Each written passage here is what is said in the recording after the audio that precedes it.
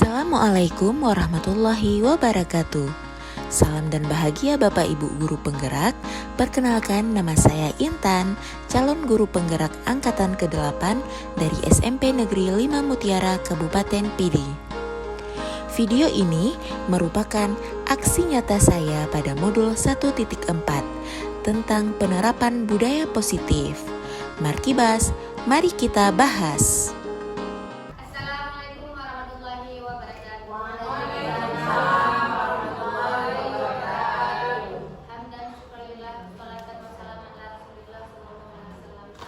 Bersyukur sama-sama kita panjatkan kepada Allah Subhanahu wa taala atas segala rahmat dan karunia sehingga kita dapat hadir pada hari ini dalam rangka kita membicarakan diseminasi pemahaman dan penerapan budaya positif yang akan disampaikan oleh materi kita yaitu jurusan. Untuk itu, untuk menghemat waktu, kami persilahkan kata-kata sambutan dari kepala sekolah kita kepada kepala sekolah untuk persilahkan dengan salam. Assalamualaikum warahmatullahi wabarakatuh. Waalaikumsalam warahmatullahi wabarakatuh. Bersyukur yang kita sampaikan kepada Allah Subhanahu wa taala yang mana sampai saat sekarang Allah masih beri kesehatan kepada kita semua sehingga kita dapat hadir hari ini yang pertama melaksanakan tugas kita masing-masing sebagai guru di SMP Mutiara. Yang kedua adalah untuk ada sesi dari IPP angkatan 8 Kabupaten Pidi yaitu Ibu Intan yang akan menyampaikan tentang penerapan budaya positif di sekolah kita. Selanjutnya kami mengharapkan waktunya dari jurusan untuk memaparkan apa saja diseminasi pemahaman dan penerapan budaya positif yang akan kita terapkan di sekolah kita. Kepada Ibu Intan kami persilahkan dengan salam. Bismillahirrahmanirrahim. Assalamualaikum warahmatullahi wabarakatuh. Waalaikumsalam warahmatullahi wabarakatuh. Rabbi shrah li sadri wa yassir li amri wahlul 'uqdatam min lisani yafqahu qawli. Puji dan syukur mari sama-sama kita panjatkan kehadiran Allah Subhanahu wa taala yang telah memberikan kita kesehatan dan juga kesempatan pada pagi menjelang siang ini ya untuk melakukan kegiatan diseminasi pemahaman dan juga penerapan budaya positif. Selawat beriringkan salam, mari sama-sama kita sanjung-sanjungkan kepangkuan Nabi besar Muhammad Sallallahu Alaihi Wasallam yang telah membawa kita dari alam kebodohan ke alam yang penuh dengan ilmu pengetahuan seperti yang kita rasakan pada saat ini. Baiklah, penghormatan saya kepada Ibu Ismawati selaku Kepala Sekolah di SMP Negeri 5 Mutiara beserta wakil, yang terhormat Bapak Ibu yang sudah berhadir pada hari ini beserta staf tata usaha. Sebelum kita mulai, kita membaca basmalah terlebih dahulu agar materi yang akan saya sampaikan di hari ini bermakna dan juga bermanfaat agar ke depan kita bisa melakukan pembiasaan terkait budaya positif. Mari sama-sama kita mengucapkan basmalah. Bismillahirrahmanirrahim. Baik Bapak Ibu, hari ini saya akan memaparkan sedikit atau beberapa materi terkait pemahaman dan juga penerapan budaya positif yang nantinya kita dapat membiasakan, mengimplementasikan budaya positif ini di sekolah kita yang tercinta ini. Sebelum kita memulai di materinya, saya ingin tahu nih, mau bertanya sedikit ya. Apa sih yang Ibu tahu terkait budaya positif? Yang terbesit di benak Bapak Ibu, apa sih budaya positif itu? Ada yang bisa memberi pendapat? Iya, sesuatu yang baik yang dilakukan secara berulang-ulang ya. Berarti dia harus konsisten, berkelanjutan. Ada lagi yang lain? Ada lagi Bapak Ibu? Mungkin ngikut sama ya, seperti Bu Umur yang katakan tadi. Nah, jadi sebelum kita langsung masuk ke budaya positif, kita harus tahu apa sih tujuan pendidikan itu. Nah, tujuan pendidikan ini menurut Ki Hajar Dewantara, tujuan pendidikan adalah menuntun segala kodrat yang ada pada anak-anak agar mereka dapat mencapai keselamatan dan kebahagiaan yang setinggi-tingginya, baik sebagai manusia maupun anggota masyarakat. Nah, jadi di sini menurut Bapak pendidikan kita, yaitu Bapak Ki Hajar Dewantara, kita sebagai pendidik itu harus menuntun murid. Apa arti kata menuntun? Iya, membimbing, mengarahkan, mendorong. Jadi kita di sini tugasnya itu mendorong atau membimbing anak kita di sekolah SMP Negeri 5 Mutiara. Jadi bukan menuntut. Kebiasaan kita biasanya di sini bukan menuntun ya, tetapi menuntut. Mereka harus bisa begini, harus sesuai dengan yang kita perintahkan. Nah, itu yang sebenarnya tindakan yang salah ya, yang tidak bagus ya. Jadi seharusnya kita itu harus tahu kodrat anak kita itu di mana. Karena semua anak itu punya kodratnya masing-masing, tidak bisa kita menyamaratakan. Misalnya di dalam satu kelas nih, ada siswa 20 orang atau 30, semuanya harus sama. Kita belajarnya satu arah. Ya udah, mereka harus terimanya begitu. Kita tidak mau mencari apa yang mereka butuhkan. Kodrat mereka itu di mana? Nah, jadi di sini diharapkan kita ke depannya bisa melihat apa yang menjadi kebutuhan anak-anak didik kita. Maka dari itu, pendidik harus dapat menuntun tumbuh atau hidupnya kekuatan kodrat yang ada pada anak-anak agar dapat memperbaiki lakunya, bukan dasarnya dalam tumbuhnya kekuatan kodrat anak. Jadi di sini kita bukan memperbaiki dasarnya itu, tetapi lakunya agar mereka berkarakter baik, berakhlak mulia, itu yang harus kita perbaiki. Bukan dasarnya, dasarnya itu sudah ada dalam diri mereka, bakat mereka, potensi mereka, itu sudah ada di berbagai hal. Jadi kita hanya menuntun mereka agar bakat yang dimiliki itu dapat dikembangkan dan mencapai kebahagiaan setinggi-tingginya. Ya, lanjut. Nah, di sini langsung di materi budaya positif sesuai dengan yang Ibu Mur katakan tadi ya, benar ya. Nah, budaya positif di sekolah itu merupakan nilai dan kebiasaan di sekolah yang berpihak pada murid agar mereka dapat berkembang menjadi pribadi yang kritis, penuh hormat, dan bertanggung jawab sesuai dengan profil pelajar Pancasila. Jadi di sini kita harus bisa membiasakan. Mungkin seperti yang tadi saya katakan, kita di sini di sekolah sudah sering ya melakukan budaya-budaya positif. Contohnya seperti apa ibu-ibu? Bersama. Iya, pada saat murid siswa pagi-pagi itu sudah masuk ke sekolah, pasti guru pikir yang di depan itu mereka bersalaman. Sudah ada 5S-nya, senyum, sapa, salam, ya. Hanya saja mungkin kita masih kurang dalam pembiasaan tersebut. Atau anak-anak yang acuh-acuh dan kita ya udah orang ini nggak salam, ya udah kita nggak terlalu memikirkannya, ya kan? Nah, jadi di sini untuk pembiasaannya itu kita harus bisa berpihak kepada murid. Apa yang dikatakan dengan berpihak pada murid? Kontrolnya itu harus ada pada murid, bukan mereka bebas merdeka dalam melakukan apa saja, tetapi tetap kita dapat menuntun mereka dalam melakukan ini. Oh nak, kalian sebelum masuk kita harus berdoa terlebih dahulu, nanti waktu pulang kita sholawat, baru bersalam-salaman, jangan langsung keluar terobos ruangan. Nah, itu juga merupakan salah satu budaya positif di sekolah kita. Nah, tentunya di sini agar mereka dapat bertanggung jawab dengan nilai-nilai tersebut. Contoh misalnya kalau mereka datang, anak-anak kita datang ke sekolah itu telat. Nah, itu berarti nilainya itu apa? Tidak disiplin, ya kan? Jadi tidak ada tanggung jawab dalam diri mereka. Makanya di sini kita harus bisa membiasakan hal ini kepada mereka agar datang tepat waktu, membersihkan kelas, itu menjadi keyakinan mereka, menjadi nilai-nilai yang dapat dipertanggungjawabkan dan menjadi konsisten ya ke depannya. Nah, selanjutnya dalam membangun budaya positif, sekolah dapat menyediakan lingkungan yang positif, aman, dan nyaman agar siswa mampu berpikir, bertindak, dan mencipta dengan merdeka, mandiri, dan bertanggung jawab. Sesuai yang saya katakan tadi juga. Nah, di sini kita sebagai guru harus bisa membangun kenyamanan bagi anak-anak didik kita untuk belajarnya itu menyenangkan belajar di sini. Enak di sekolah kami. Jadi dengan kata kenyamanan, aman,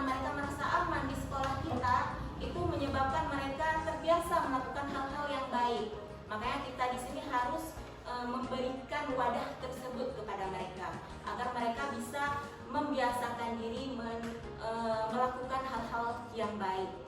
Nah, lanjut.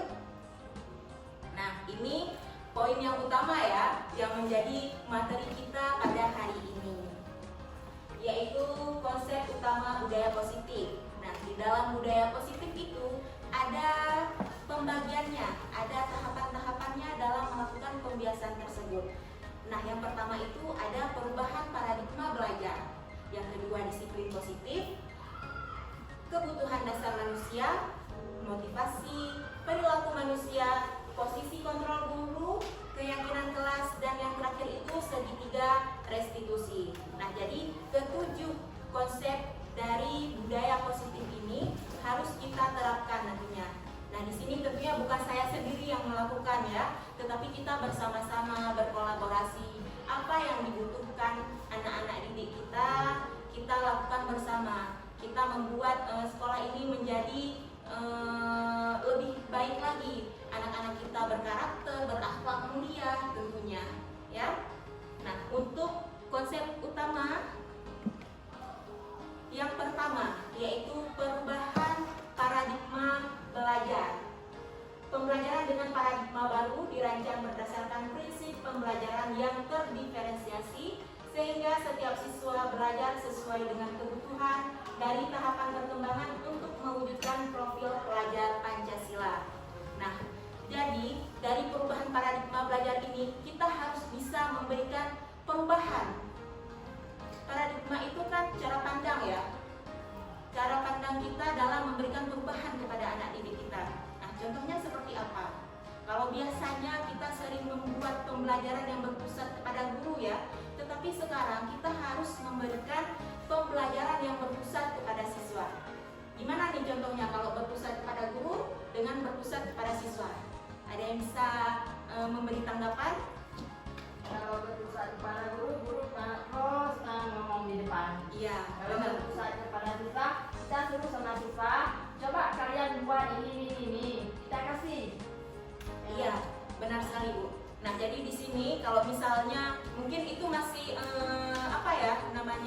metode lampau ya yang sering kita lakukan itu berpusat kepada guru. Itu kan ceramah, kita cuma ceramah aja, nulis aja. Nah, padahal di zaman sekarang itu kita harus membuat pembelajaran itu berpusat kepada siswa. Mereka itu punya kontrol sendiri siswa melakukan tugas yang bukan hanya dari satu arah. Kita sebagai guru yang mengajarkan kamu harus buat begini, ya udah siswa lakukan apa yang kita perintahkan. Tapi di sini tidak, makanya di sini ada kata terdiferensiasi. Terdiferensiasi itu beragam. Nah, di sini kita harus membuat model, metode pembelajaran dan juga media pembelajaran yang kita sediakan itu harus beragam. Bukan misalnya dalam satu kelas ada 20 tema ya, 20 cara, bukan begitu, tetapi nanti kita bisa buat pengelompokan kecil. Kita lihat dari siswa kita gaya belajarnya, apakah misalnya kelompok ini gaya belajarnya visual, kelompok ini auditori, dan kelompok sebelahnya satu lagi kinestetik. Nah, jadi dari ketiga kelompok ini kita bisa memberikan tugas yang sama, tujuannya sama, tapi pengerjaannya itu berbeda. Nah, disinilah membuat siswa-siswa kita itu dapat perkembangannya itu dalam mewujudkan profil pelajar Pancasila. Jadi tidak hanya lagi belajar dalam satu arah, bisa dari berbagai arah atau sumber bacaan. Sumber bacaan sekarang tidak hanya mesti dari buku paket, tetapi sekarang banyak ya, mereka mau lihat dari internet kah, atau dari website, itu banyak sekarang, dari blog, banyak yang bisa dijadikan sebagai bahan bacaan mereka untuk literasi. Makanya di sini dituntut kita dalam pembelajaran sekarang harus sesuai dengan profil pelajar Pancasila. Nah, Bapak Ibu pasti sudah tahu ya, dalam profil pelajar Pancasila ada berapa dimensi? 6 ya. Ada 6 dimensi. Nah, yang pertama beriman, bertakwa kepada Tuhan Yang Maha Esa dan berakhlak mulia. Jadi mungkin ini udah sering lah kita terapkan. Anak-anak taat beribadah, cuman bukan hanya kepada Tuhan mereka taat beribadah, tetapi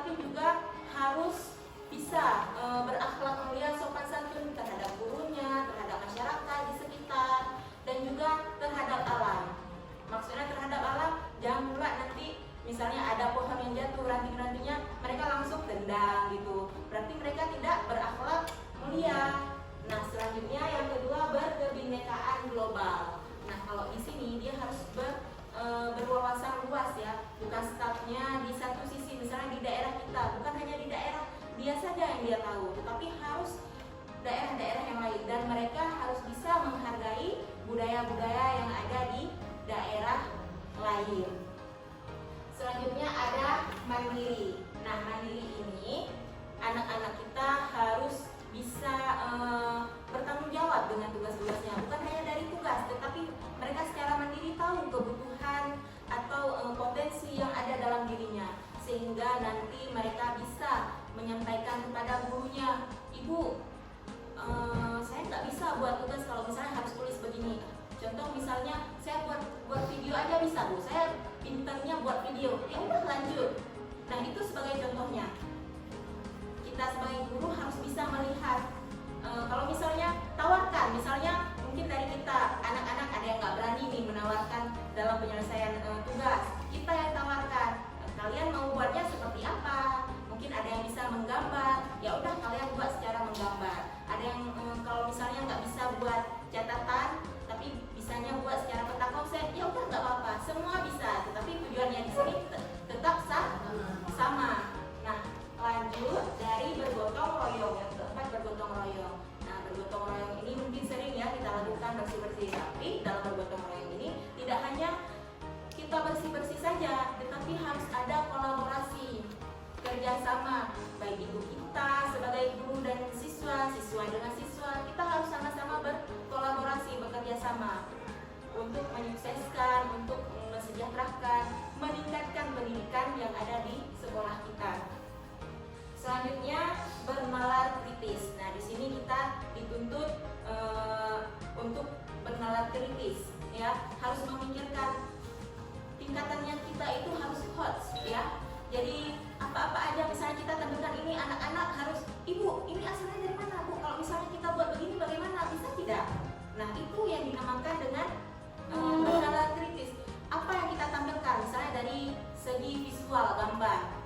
Pasti ada beberapa anak-anak yang, "Ibu, kok bisa begitu, Bu?" Nah, itu termasuk ke bernalar kritis. Jangan pula nanti anak-anak kita asik bertanya, kita apaan sih? Kenapa sih asik bertanya? Nah, kita nggak boleh begitu. Asik bertanya kita dah malas begitu, udah merasa tidak nyaman. Kenapa dia asik bertanya saja? Padahal itu yang menumbuhkan sikap bernalar kritis anak kita. Maka kita harus menuntun mereka agar kedepannya, oh berarti dia cerdas, banyak berpikir kedepannya ini harus bagaimana. Nah, itulah yang disebut dengan bernalar kritis. Dan yang terakhir itu kreatif. Nah, ini paling penting ya juga di dalam pembelajaran kita, anak-anak harus kreatif. Kreatifnya itu harus bisa memodifikasi hal-hal menjadi hal-hal yang biasa, menjadi hal-hal yang baru. Contoh misalnya, kita memberikan tugasnya menggambar.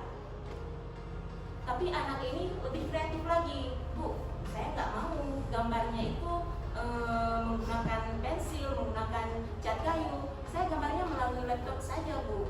Atau saya buatnya di karton yang besar." Itu juga termasuk kreatif.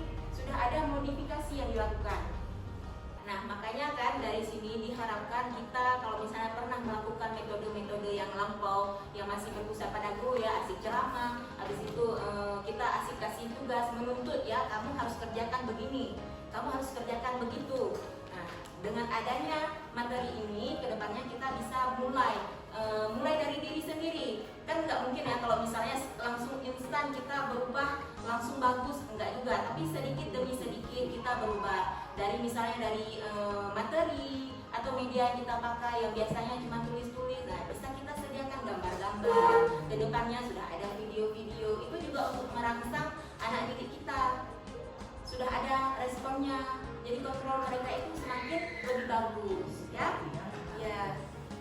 Nah, selanjutnya di sini ada miskonsepsi tentang teori kontrol. Nah, di sini ada seperti yang tadi kita bahas ya. Di sini ilusinya miskonsepsi itu kan kesenjangan ya. Kita merasa, oh seharusnya begini. Inilah yang salah. Yang pertama, ilusi guru mengontrol murid. Kita menganggap karena kita sudah dewasa, kita tugasnya mengontrol. Kamu buat begini, kenapa kamu nggak kerjakan? Misalnya contoh nih, kenapa kamu nggak kerjakan? Asik gak buat tugas. Itu kan istilahnya kita, kamu harus buat begitu. Kalau nggak buat begini, saya nggak kasih nilai gitu ya. Jadi itu termasuk ke ilusi guru mengontrol murid, padahal itu tidak boleh ya. Itu salah satu tindakan yang tidak bagus. selanjutnya, ilusi bahwa semua penguatan positif, efektif dan bermanfaat. Di sini kita menganggap apapun misalnya kita kasih tugas ke anak-anak penguatan positif, ini membuat mereka bermanfaat. Tidak tentu, belum tentu mereka bermanfaat bagi mereka.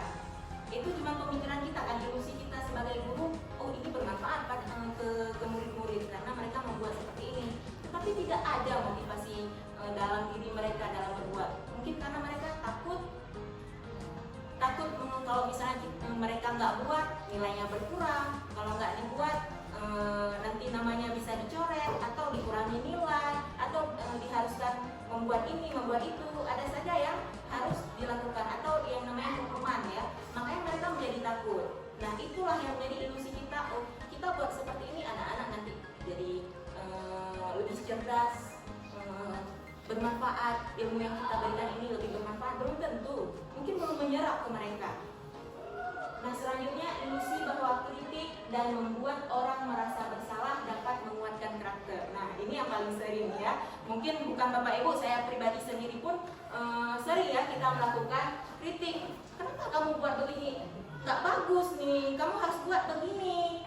Kenapa sih kamu harus begitu? Apa gak sayang sama ibu? Apa gak sayang sama orang tua kalian? Nah dari kata-kata tersebut membuat si anak menjadi merasa bersalah. Mereka berbuat lagi, misalnya kita udah perintah, udah memperbaikinya, itu bukan lagi motivasi dari diri sendiri, tetapi udah eksternal, udah dari luar, paksaan, atau mungkin mengharapkan penghargaan. Nah itu yang menjadikan siswa kita bermalas-malasan, karena kita belum tahu kebutuhan yang diinginkan itu apa. Ya, selanjutnya. Yang terakhir, ilusi bahwa orang dewasa memiliki hak untuk memaksa. Kita menganggap karena kita sudah dewasa ya, kan kita lebih dewasa nih dibandingkan anak-anak didik kita ya. Kita menganggap bisa memaksa. Iya, menganggap kita selalu benar. Kalau misalnya anak buat salah, oh kamu nggak boleh kayak gini. Kita langsung memaksa, kamu buat ini ya, kamu buat itu ya. Itu kan sering ya kita lakukan, sangat sering malah. Nah itu merupakan miskonsepsi dengan teori kontrol, dimana yang seharusnya itu, nah bagaimana cara kita mengubah paradigma dari stimulus respon dengan teori kontrol. Ini yang seharusnya, yang harus kita terapkan itu teori kontrol, bukan dari stimulus respon lagi. Kalau misalnya kita berikan contoh, kalau stimulus respon itu masih pembelajaran berpusat pada guru gitu. Kalau teori kontrol ini berpusat pada siswa.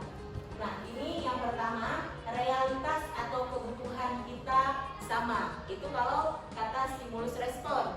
Nah berbeda dengan teori kontrol. Realitas atau kebutuhan kita berbeda. Jelas berbeda ya, tidak sama. Kita menganggap kalau dalam satu kelas anak-anak semua sama. Tugasnya kalau nyata, kalau buat tugas jawab SD atau jawab uraian atau apapun itu ya udah satu arah, ya gitu aja. Padahal pemikiran mereka, pandangan mereka itu berbeda. Makanya kita tidak boleh melihat kesamaan di antara anak-anak didik kita, karena mereka punya ciri khas sendiri, punya karakteristik sendiri dalam mengerjakan tugas. Jadi jangan kalau misalnya kita yang belum paham tentang IT, oh ya udahlah, ngapain buat secara IT, saya aja nggak paham nih. Jangan, nggak apa-apa. Disinilah butuhnya kolaborasi dengan guru-guru yang paham IT. Ibu, di kelas saya ada guru nih yang bisanya si anak, ada siswa nih yang bisanya berbuat seperti ini. Nanti coba ibu lihat ya gimana, bagus tidak, sesuai tidak. Coba kita kolaborasi sekarang, apalagi sekarang dengan adanya kurikulum merdeka ya. Pembelajaran itu memerdekakan siswa dan juga pembelajaran juga harus berdiferensiasi. Jadi kita di sini dituntut untuk dapat berkolaborasi bersama. Di mata pelajaran apapun itu pasti ada materi yang bisa diadopsi kembali, dikerjakan bersama. Ya. Selanjutnya, semua orang melihat hal yang sama di stimulus respon. Nah, sedangkan di teori kontrol setiap orang memiliki gambaran berbeda. Tentu siswa-siswa kita pasti punya gambaran yang berbeda. Kita kasih lihat satu gambar aja, mereka dan lain persepsinya. Seperti kita juga, persepsi kita berbeda.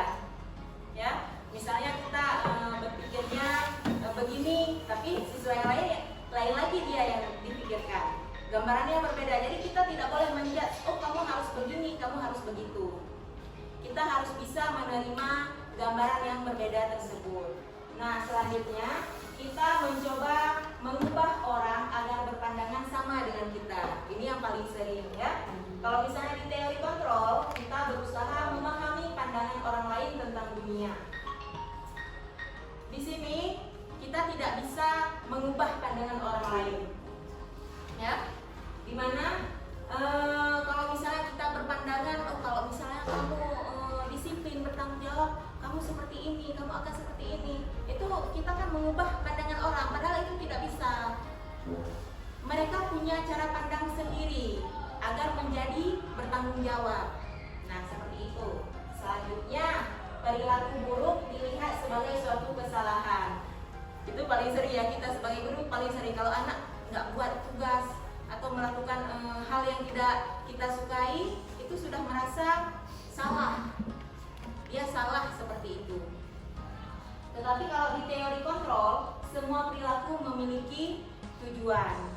Kalau misalnya di sini siswa dalam mengerjakan tugas itu punya teori tujuannya masing-masing. Mereka mengerjakan tugas itu ada tujuannya tetap sama, cuma pengerjaannya itu yang berbeda. Jadi kita harus bisa menerima hal tersebut.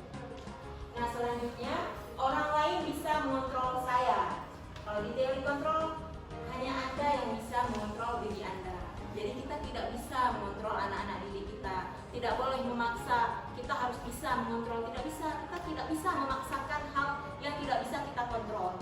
Karena hanya dia sendiri yang bisa mengontrol dirinya sendiri. Kita hanya bisa menuntun mereka, misalnya perilaku yang kurang baik yang dilakukan, kita menuntun, nah jangan begitu, bertanggung jawab dengan kelakuan dia itu, apa yang harus dilakukan. Nah, itu yang harus kita terapkan. Nah, di sini selanjutnya saya bisa mengontrol orang lain. Ini hampir sama juga ya seperti tadi.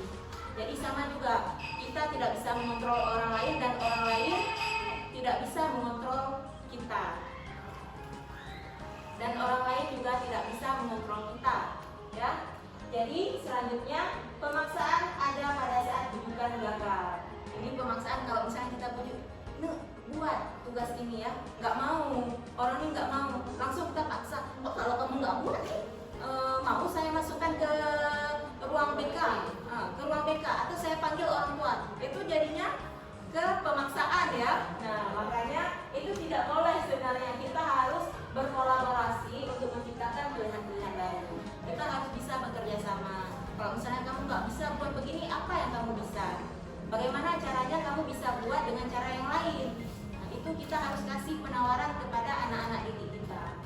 Nah, yang terakhir, model berpikir menang kalah. Itu di stimulus respon. Sedangkan di teori kontrol, model berpikir menang-menang. Seharusnya kita, anak didik kita itu harus berpikir menang-menang, nggak ada yang namanya kalah. Contoh kalau misalnya di stimulus respon, berpikir menang kalah. Kalau kita merasa guru yang lebih dewasa, oh apa yang kita katakan itu selalu benar, jadi kita yang menang. Kalau anak nggak betul, itu merasa kalah. Nah, itu langsung dia terintimidasi namanya ya.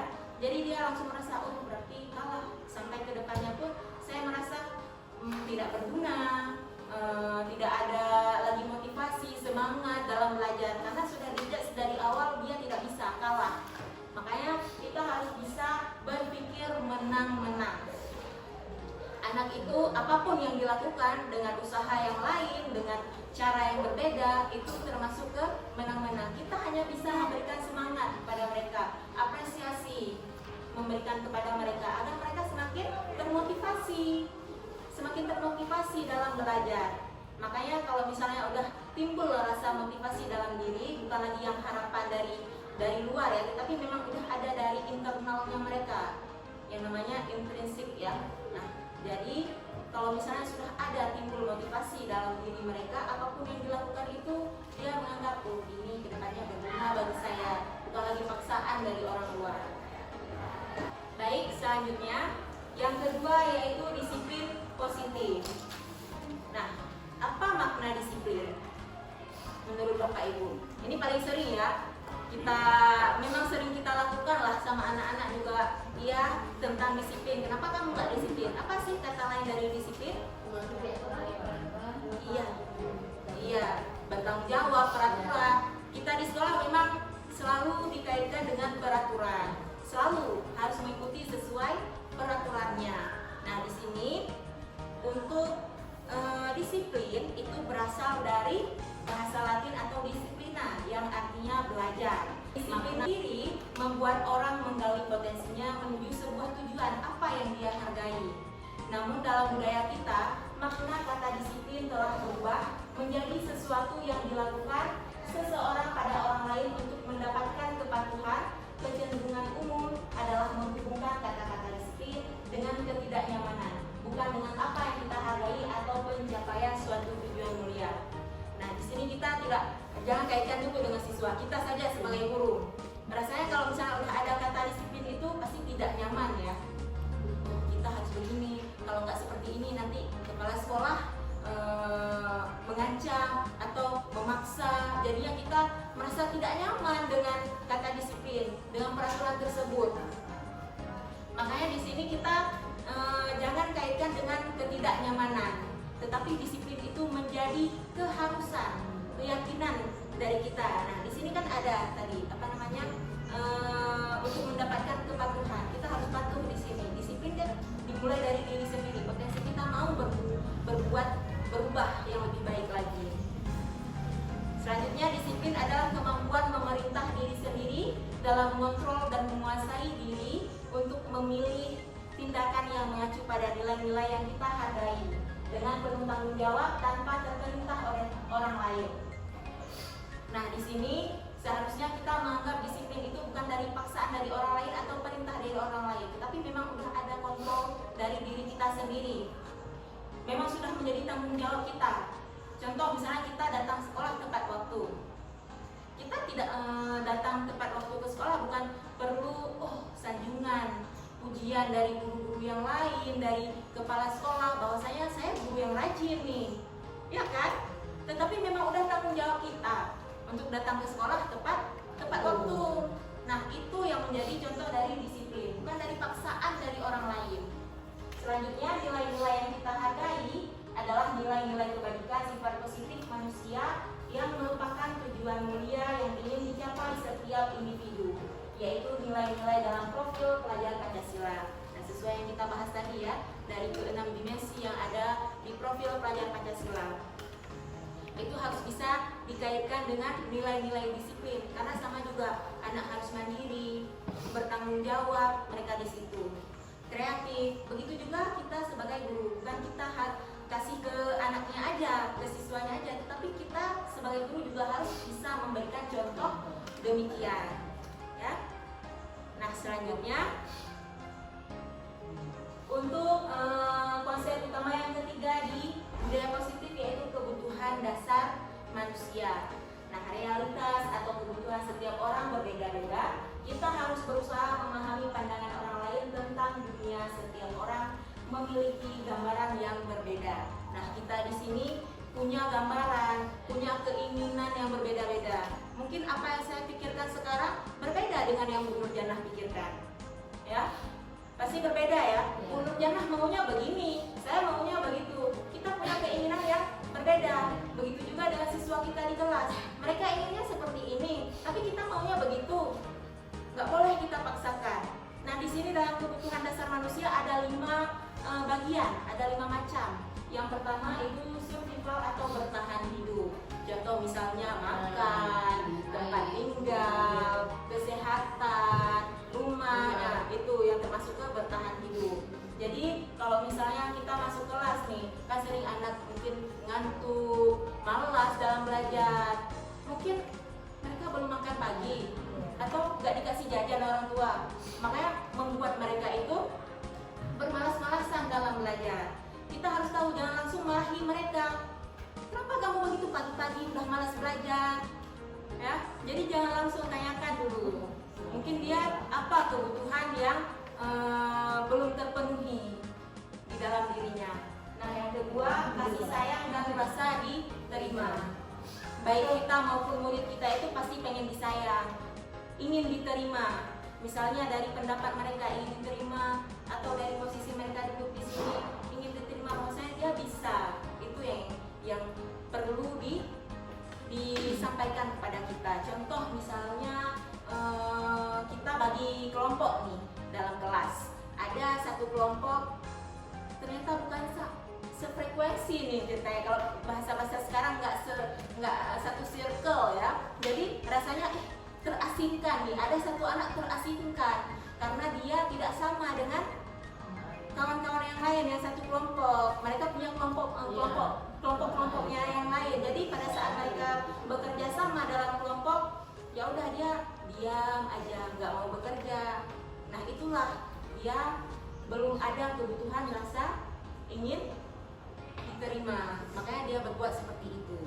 Selanjutnya ada kekuasaan atau power. Itu kekuasaan kalau misalnya kita lihat anak-anak yang ingin diakui atau harga diri, pengennya memimpin, nah itu termasuk ke kekuasaan. Kalau misalnya kita lihat bandel anak nih, tapi dia maunya harus di depan selalu, itulah dia pengen kekuasaan, ingin diakui agar orang lain tidak tahu apa yang dia rasakan. Jadi dia ingin diakui, atau mungkin dia ada hal yang merasa lemah di dirinya, agar orang lain tidak tahu dia berbuat seperti itu dengan kekuasaannya, agar orang lain mengakui bahwasanya dia itu hebat. Nah, itu sering ya di kelas kita. Nah, contoh yang keempat itu kebebasan, freedom. Ya, anak-anak itu memang perlu bebas. Bebasnya bukan asal-asal main ya, Bapak Ibu, tapi di sini mereka bebasnya itu dalam belajar, seperti yang kita bahas tadi dalam pengerjaan tugas nih.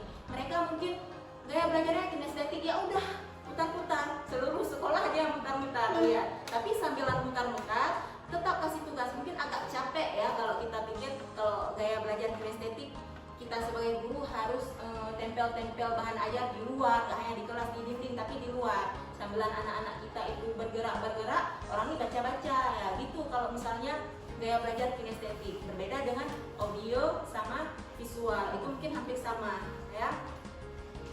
Nah selanjutnya kesenangan. Nah kodrat anak kita itu apa? Memang ingin bersenang-senang kan, ingin bermain. Mereka di sini pengennya main aja. Makanya kalau kita buat apa? Ibu main aja. Karena memang kodrat mereka inginnya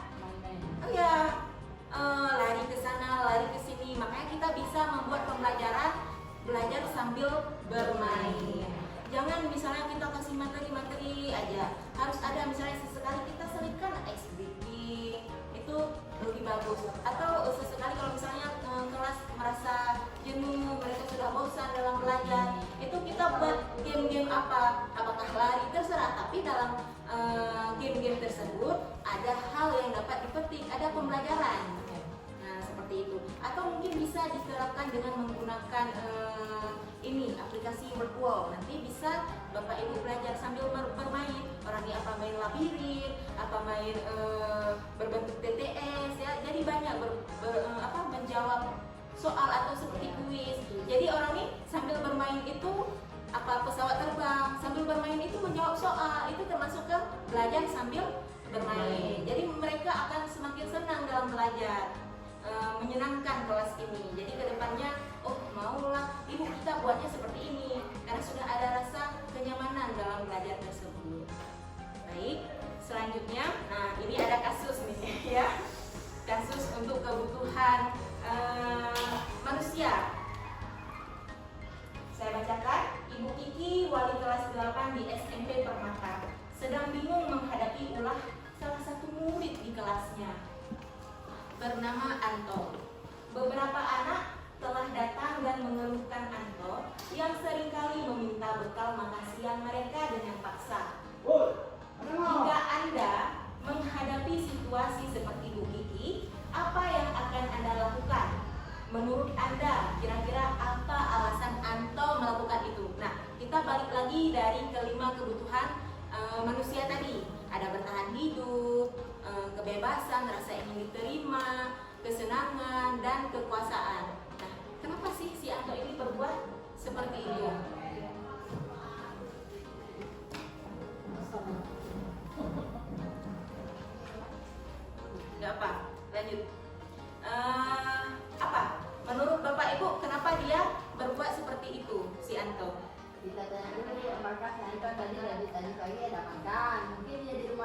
makan. Iya. Makanya dia minta makan. Makanya dia ambil alih ya, bekal kawannya itu dipaksa ya. Iya. Nah jadi dari perbuatan si Anto ini berarti mungkin dia di rumah nggak makan ya, Iya. atau mungkin nggak ada uang jajan ya. Nah, kita lihat nih gimana. Nah dalam konteks penerapan disiplin positif, Ibu Kiki sebaiknya mencari tahu alasan si Anto melakukan tindakan tersebut agar mengetahui kebutuhan mana yang sedang berusaha dipenuhi si Anto. Nah yang pertama dari survival atau bertahan hidup ya.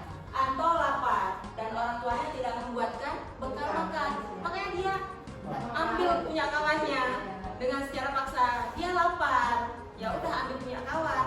Nah kalau misalnya ingin merasa diterima teman Anto, jadi perhatiannya dia ingin diperhatikan. Kan ada nih anak-anak kita kalau misalnya sepertinya dia tidak diperhatikan, cari perhatian, apa dia buat bandel atau dia menampilkan diri dia berprestasi, itu kan cari perhatian dengan kita agar terlihat. Nah selanjutnya untuk kekuatan atau power, dia merasa hebat karena temannya jadi takut dan menuruti keinginannya. Jadi rasa ini ya, akulah bahwa saya, mereka takut nih sama aku. Kalau misalnya aku ambil, mereka akan memberikannya ya. Kalau misalnya untuk kebebasan, Anto merasa bosan dengan bekal yang dibuatkan orang tuanya karena selalu bekal itu saja. Jadi dia tidak bebas. Kalau dibuat nasi goreng terus, nggak ada. Misalnya hari ini nasi goreng, besok nasi kuning mungkin ya. Jadi tidak ada perubahannya. Seharusnya orang tuanya harus paham, jangan itu saja yang diberikan. Makanya si anak jadi merampas punya kawan ya. Kalau untuk kesenangan, Anto hanya iseng dan dia menikmati ekspresi kawan, ekspresi wajah temannya yang kesal. Jadi paling sering kalau misalnya anak-anak kita sering berbuat salah, kenapa kamu buat kayak itu? Nggak ada, aku senang aja lihat muka dia lucu, kan ada kayak itu. Kan ada anak-anak kita, orang ini senang kalau lihat ekspresi orang mau nangis, itu senang, bawaannya bahagia, lucu juga ya. Aku harus buat kayak gini biar muka dia harus nangis terus. Kan ada tuh kawan-kawan di kelas misalnya anak-anak kita di sana. Ya, baik.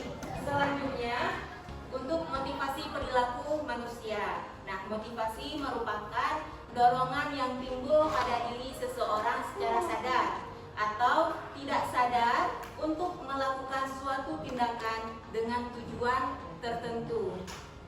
Nah, di sini motivasi itu kita harus bisa memberikan dorongan ke anak-anak kita agar mereka sadar berbuat yang baik, bukan karena terpaksa, tetapi memang sadar dari diri sendiri.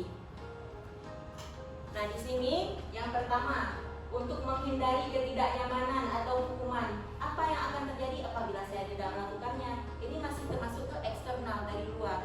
Karena kalau misalnya dia nggak buat seperti itu, takutnya nanti dihukum, tidak nyaman, nanti dianggap kalau misalnya saya nggak buat, nanti saya dianggap begini. Jadi kita berbuatnya karena orang lain. Nah itu masih ke motivasi eksternal. Contoh kalau misalnya kalau kita sendiri ada kegiatan apa seperti itu, kita buat kegiatan. Kamu tugasnya seperti ini ya, kalau nggak buat nggak enak juga nanti kalau nggak buat. Kan ada tuh terbesit misalnya nggak enak juga nggak buat, nanti dipikirnya apa gitu ya. Itu termasuk ke ketidaknyamanan. Atau kalau kita nggak buat, misalnya ada kegiatan apa, dihukum, nanti saya nggak mau kamu jadi bagian ini, kan terhukum nih. Jadinya kita harus berbuat seperti itu.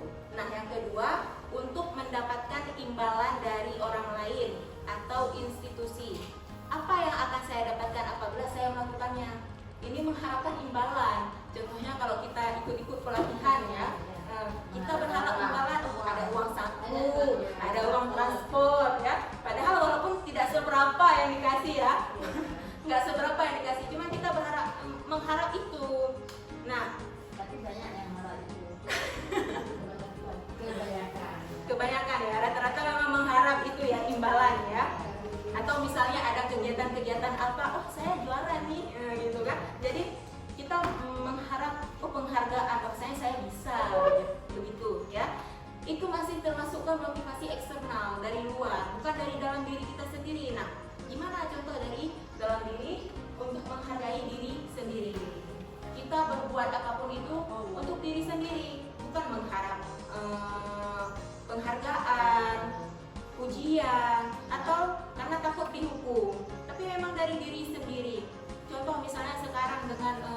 pembelajaran yang baru ya, yang kurikulum merdeka. Kita sering ikut-ikut pelatihan atau webinar yang ada di di Telegram, di WA. Kita sering ikut-ikut atau di PMM. Kita ikut itu untuk diri sendiri. Oh, ada yang nggak paham nih dalam pembuatan penyusunan modul ajar itu seperti apa. Jadi kita mengikuti itu demi diri sendiri, motivasinya dari dalam diri, bukan karena paksaan. Kita ingin tahu arahnya kemana, penyusunannya ini seperti apa. Itu yang dinamakan motivasi internal, dan ini merupakan tujuan disiplin positif ya.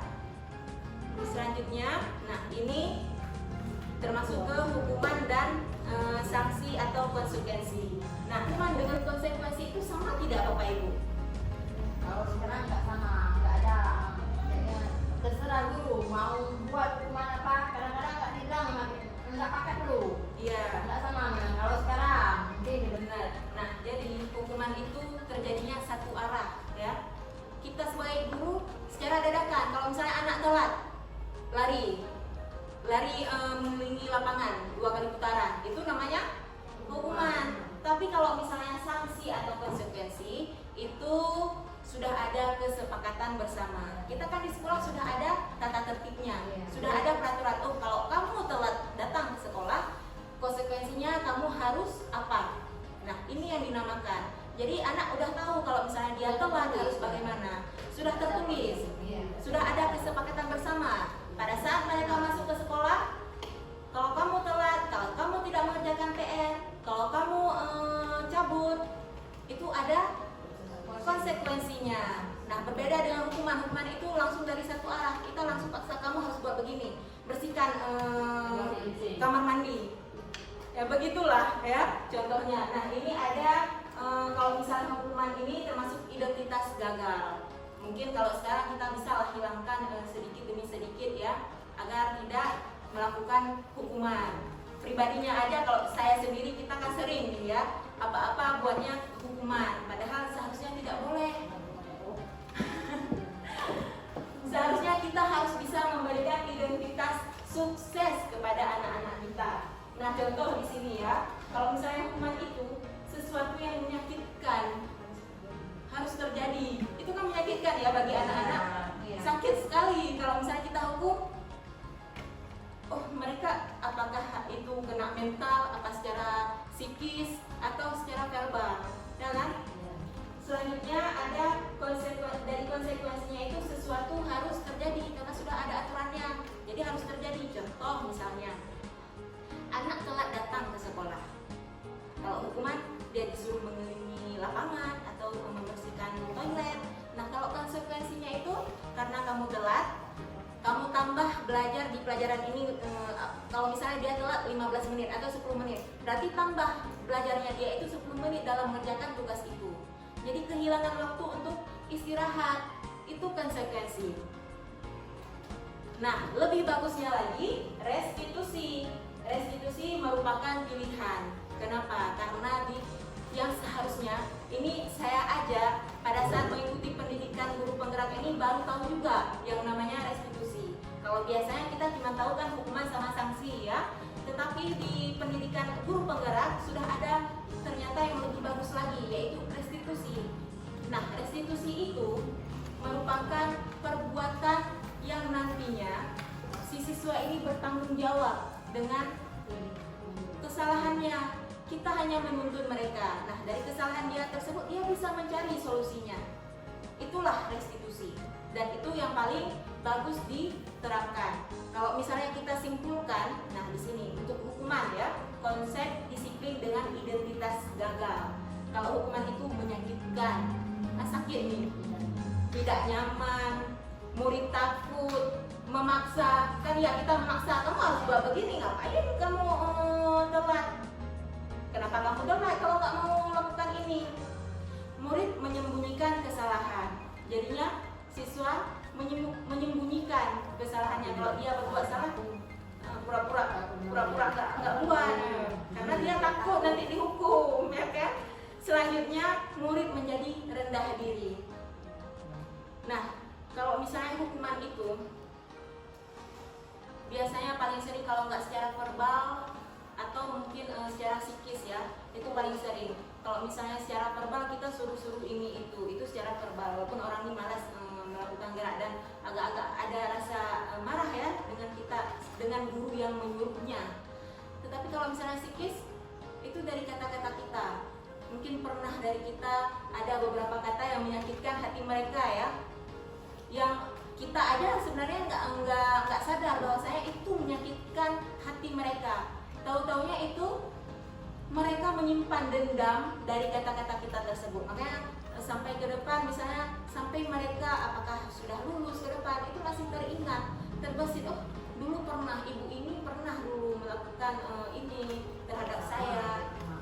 Contoh nih ya, mungkin bercerita sedikit ya, saya sendiri pada saat dulu SMP ya, itu pernah dulu waktu kelas 1 SMP pelajaran bahasa Inggris itu paling saya sukai ya. Di kelas 1 itu memang sangat luar biasa karena sangat antusias, bersemangat kita belajar. Nah, giliran di kelas 2 karena berbeda guru dan gurunya itu kalau misalnya kita lihat sekarang tidak melihat dari kebutuhan siswanya, itu memaksa.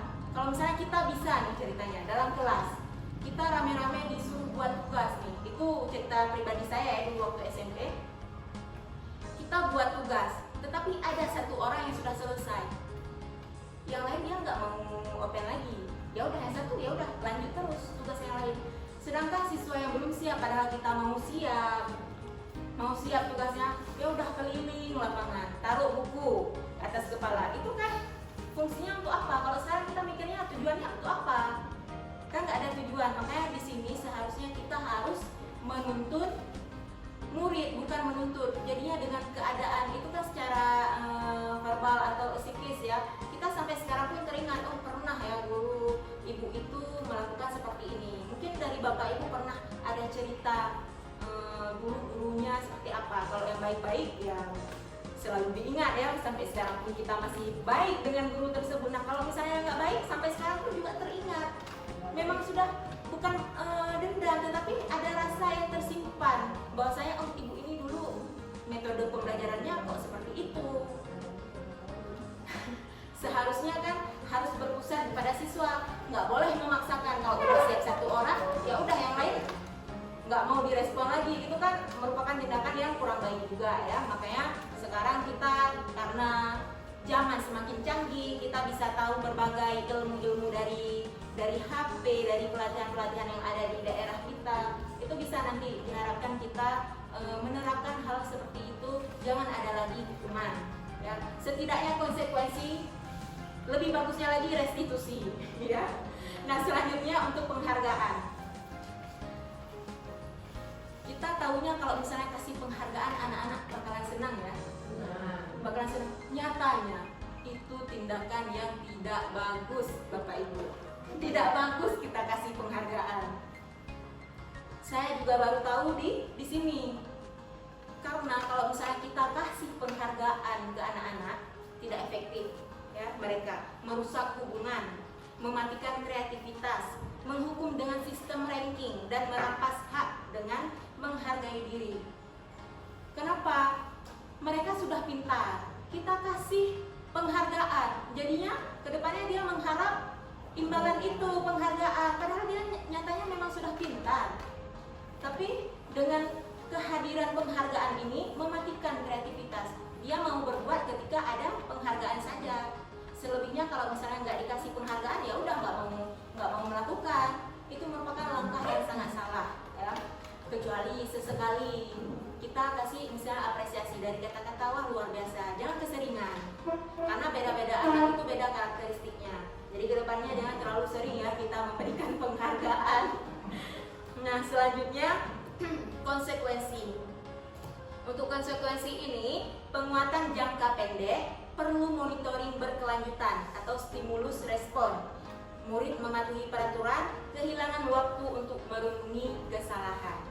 Seperti yang saya contohkan tadi, anak-anak udah telat nih, udah telat datang. Jadi kan mereka harus mengerjakan atau mengerjakan tugas itu melebihi dari waktu tersebut. Nah itu kan merenungi, tidak ada waktu untuk merenungi, langsung lanjut gas terus ya, gas terus untuk melakukan kegiatan tersebut. Jadi kita juga harus monitoring, kita harus melihat mereka melakukan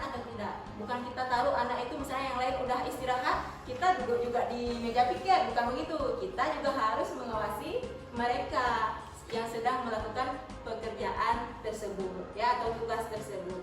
Nah, selanjutnya untuk restitusi, di sini murid bertanggung jawab untuk perilakunya. Ini sikap yang paling bagus ya di restitusi.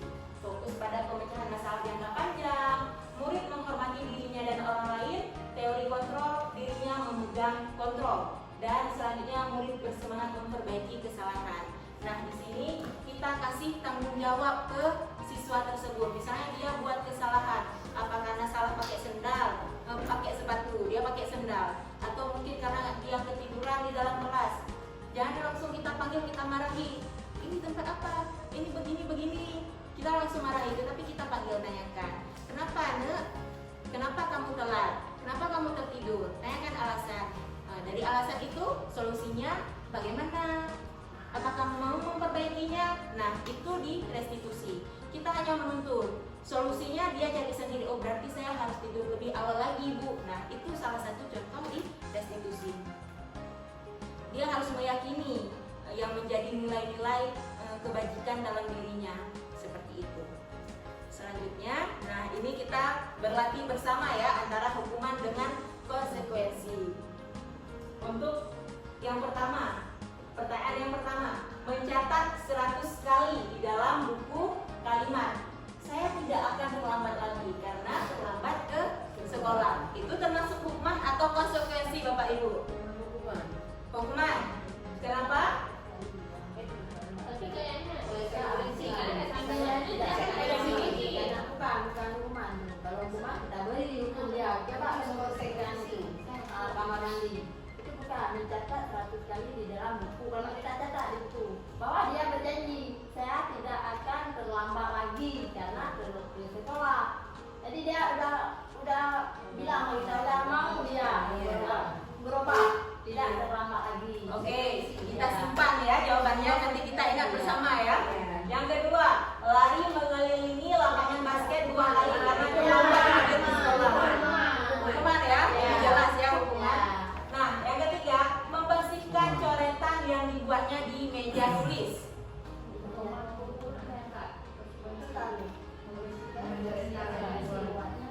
Konsekuensi. Hukuman.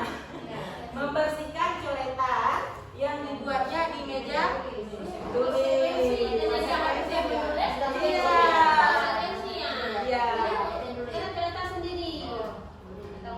Iya, bertanggung jawab. Misalnya kita membuat mereka harus tanggung jawab dengan perilaku dia sendiri. Nanti kita lihat ya. Selanjutnya, murid diminta untuk push up 15 kali karena tidak menggunakan masker di sekolah. Hukuman ya.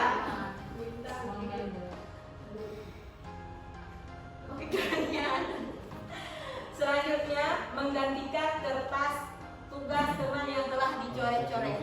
Konsekuensi. Ya, sepertinya sudah pintar semua ya, Bapak Ibu udah tahu nih. Udah tahu antara hukuman sama konsekuensi. Restitusi ini untuk hukuman dan konsekuensi. Nanti kita lanjutkan, ada lagi untuk restitusi lain lagi. Selanjutnya, berjemur di lapangan basket pukul 12 siang karena mengobrol dengan teman. Ya, murid diminta bertelanjang kaki sepanjang hari karena tidak menggunakan sepatu warna hitam sesuai peraturan sekolah. Apa? Karena dia membuka kaos kakinya sepanjang hari. Ya. Selanjutnya yang terakhir, kehilangan 10 menit jam istirahat untuk mengerjakan tugas karena terlambat datang dan tertinggal pelajaran selama 10 menit. Iya. Mari kita lihat jawabannya Bapak Ibu. Nah, benar tidak jawabannya? Iya, kenapa mencatat 100 kali seperti yang Bu Suryana katakan tadi benar? Karena memang di dalam buku, bukan yang harus menyiksa dia harus berbuat seperti apa, itu yang dinamakan konsekuensi. Yang memang sudah menjadi kesepakatan bersama antara kita guru dengan siswa. Nah, lari itu memang sudah jelas ya, lari itu kan hukuman. Selanjutnya membersihkan coretan. Itu jelas, dia sudah mencoret meja tersebut, jadi harus membersihkan konsekuensinya. Kecuali dia udah coret, kita suruh bersihkan toilet, itu baru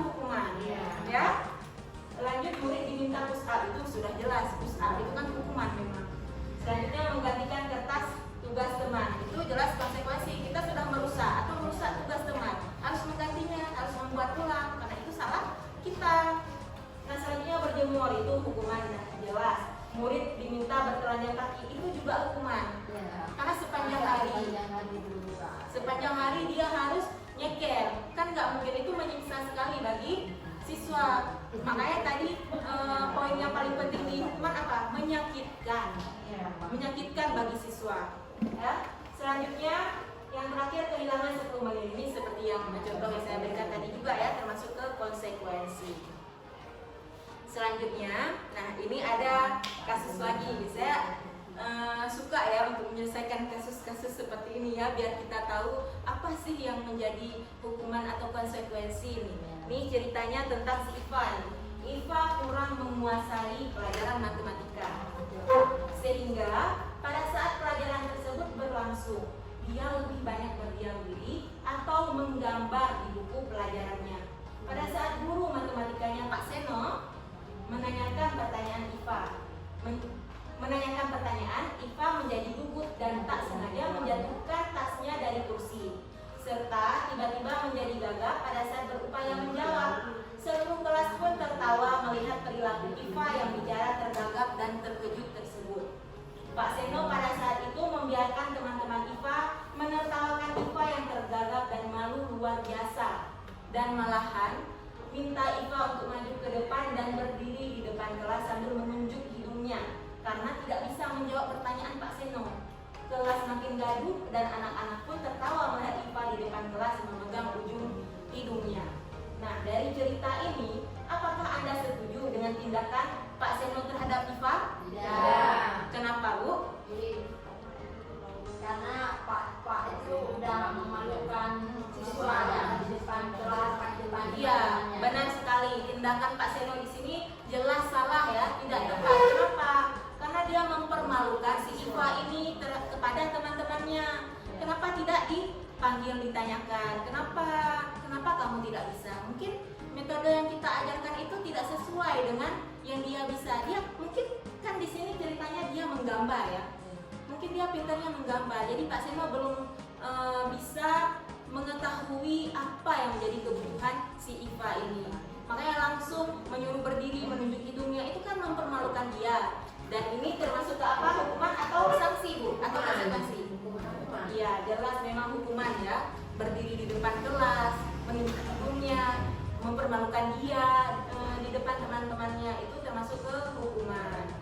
Nah, menurut Anda, ini udah ya hukuman. Jadi untuk kedepannya diharapkan kita semoga ya tidak melakukan hal yang seperti itu. Kalau misalnya ada anak yang mungkin sibuk dengan sendiri, asik menggambar, duduk aja, kita tanyakan, dia diam. Itu mungkin dia pengennya apa? Apa harus kita beri kebebasan main di luar? Sesekali kalau bisa kita ajak keluar ya, jalan-jalan. Jalan-jalan melihat lingkungan sesuai dengan materi juga. Itu kan sebagai bentuk juga contoh kontekstual juga ya untuk anak-anak.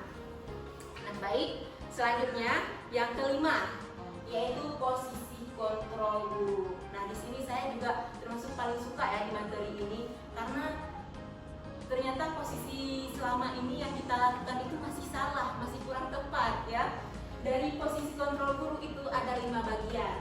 Yang pertama penghukum ya. Itu udah tahu ya Bapak Ibu, itu asik menghukum aja tugasnya. Habis itu membuat merasa bersalah. Anak-anak kita buat merasa bersalah, jadinya sedih mereka kan.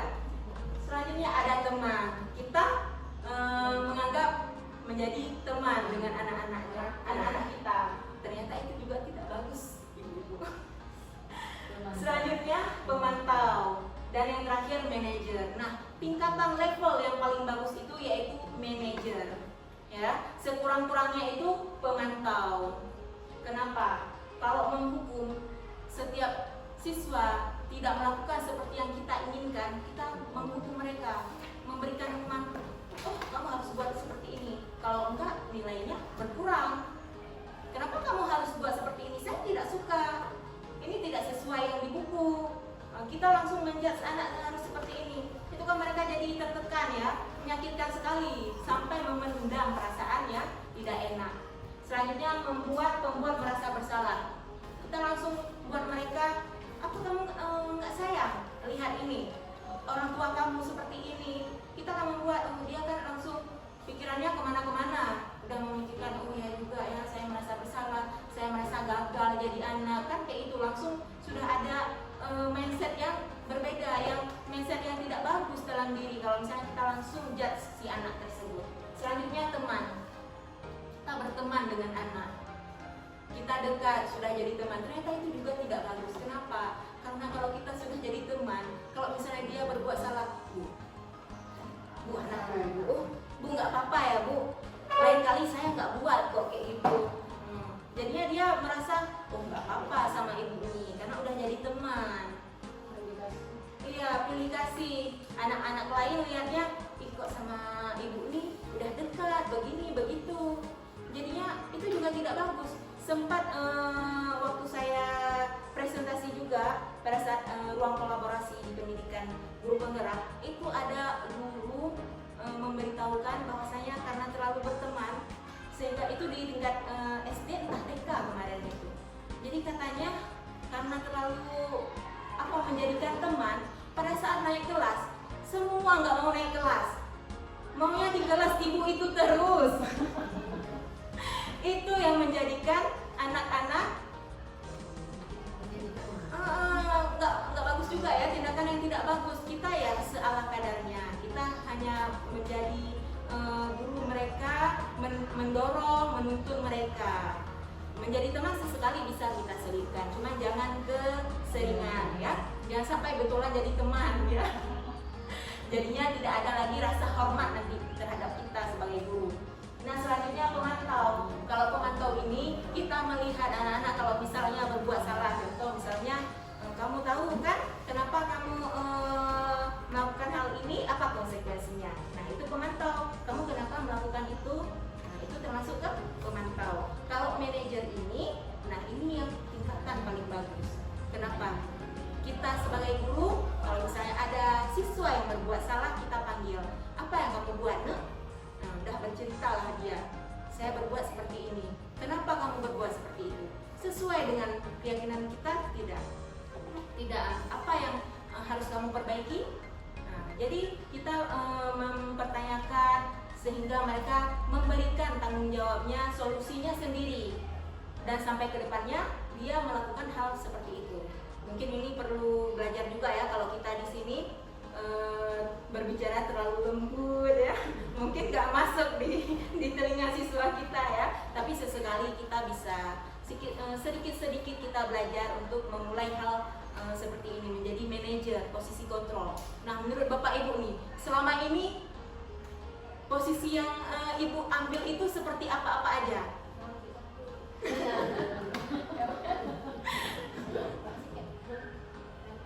Yang mungkin yang belum pernah kita lakukan itu manajer ya.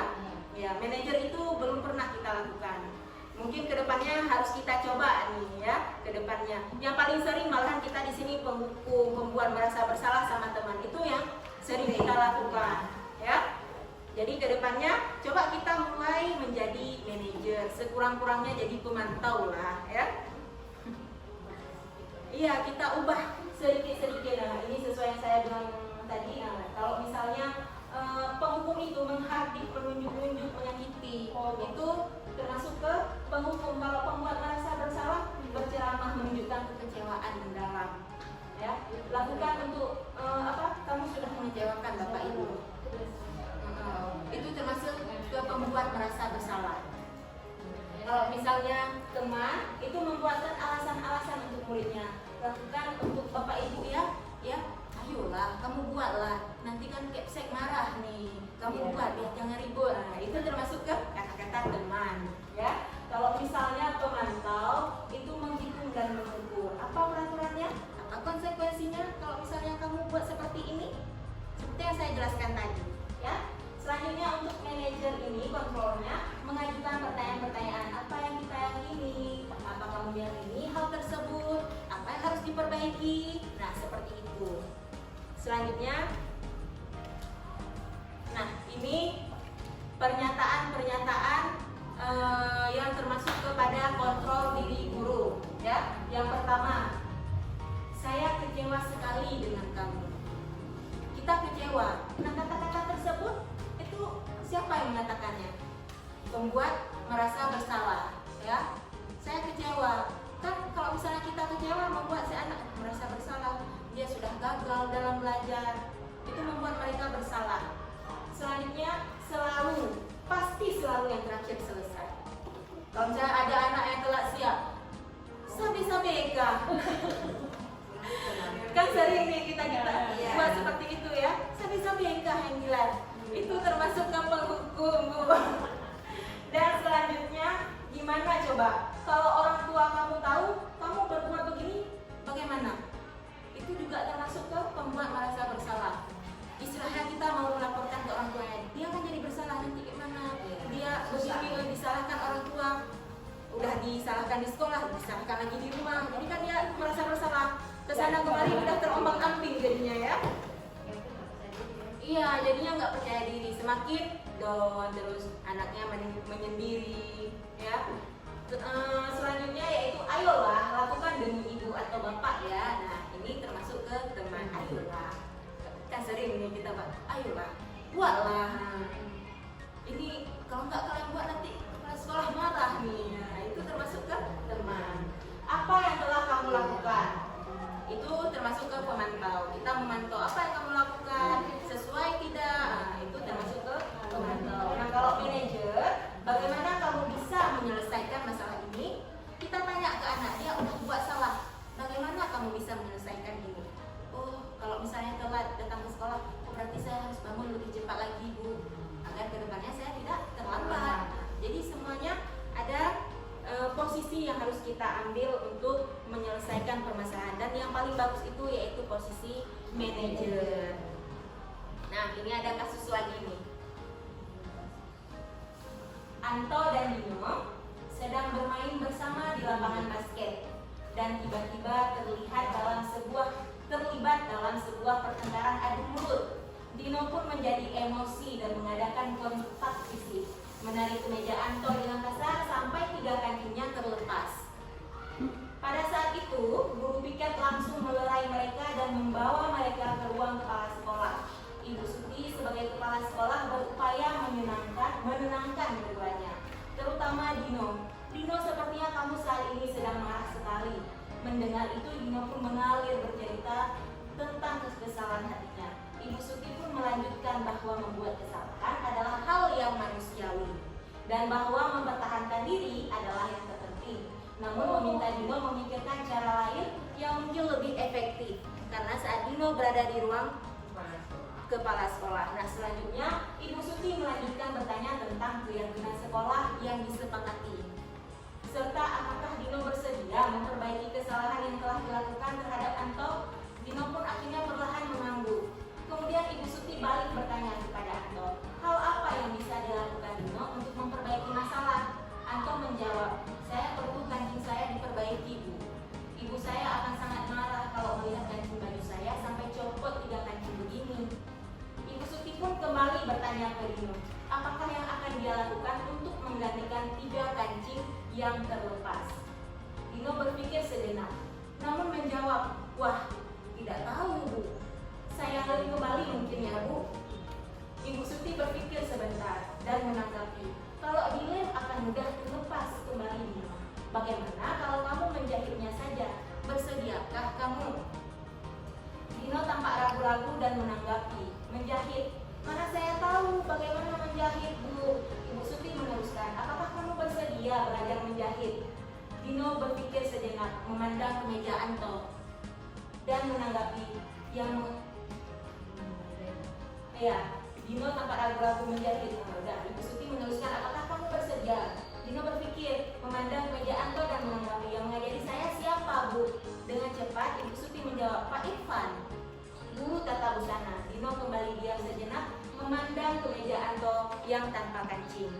Selanjutnya, akhirnya Dino mengangguk, tanda menyetujui, dan sepanjang siang itu Dino belajar menjahit dan memperbaiki kemeja si Anto. Terakhir kali terlihat kedua anak laki-laki tersebut, Dino dan Anto, pada jam pulang sekolah. Mereka sudah bercengkrama dan bersenda gurau kembali. Nah, posisi kontrol apa yang telah dipraktikkan oleh kepala sekolah Ibu Suti? Apa, Bu? Manajer. Iya, betul. Kenapa? Hal apa saja yang dilakukannya sehingga Anda berkesimpulan sebagai manajer. Kenapa? Dia menawarkan beberapa opsi yang mungkin akan mempengaruhi Iya, benar.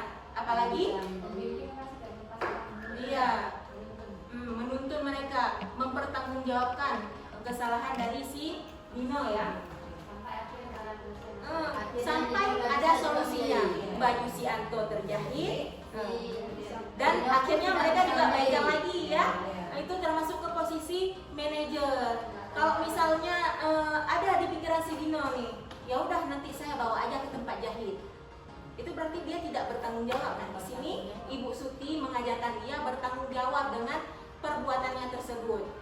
Dia melakukan hal tersebut kenapa? Dan alasannya kenapa? Jadi penyelesaiannya juga harus sesama mereka, si Anto dengan si Dino, ya. Baik, kita lanjut ke 6. Yaitu keyakinan kelas ya, yang harus ada di dalam budaya positif. Mengapa keyakinan kelas? Mengapa bukan peraturan kelas? Nah, siapa yang mau menanggapi ini Bu, memberi pendapat? Kesepakatan bersama dia itu kan benar peraturan. Iya, dari dalam diri ya. Ya, contohnya misalnya kita lihat, kalau kita misalnya pergi keluar pakai motor nih, kan ada helm nih. Tujuan kita pakai helm itu untuk apa? Melindungi kepala, berarti tujuannya untuk keselamatan, bukan karena oh nanti ada razia, ya kan? Ada razia nanti ya udah pakai helm lah. Nah kalau misalnya kita berpikir kalau ada razia itu masih motivasi eksternal.